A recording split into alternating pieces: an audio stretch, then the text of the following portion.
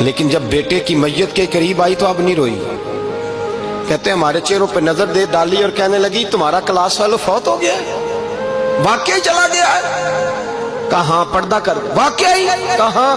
کہتے اماں نا زمین پہ بیٹھی اور پہلے اس نے بیٹے کے پیر اٹھا کے چومے، پھر سینے پہ رکھے، پھر وہاں سے اٹھی اور ادھر آئی، سر سجدے میں رکھا اور دونوں ہاتھ اٹھا کے کہنے لگی اے اللہ میں دولت کے لیے ایمان نہیں لائی تھی، اے اللہ میں جائیدادوں کے لیے کلمہ نہیں پڑھا تھا، مولا میں تیری بارگاہ میں آئی تھی تو میں تیرے اور تیرے رسول کو مان کر آئی تھی.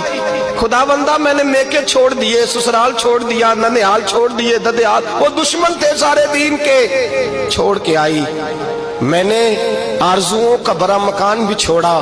خدا بندہ بیٹے نے جانا تھا، مجھے شکوہ کوئی نہیں، لیکن خدا بندہ اب میرے سارے کہیں گے تو تو نے کلمہ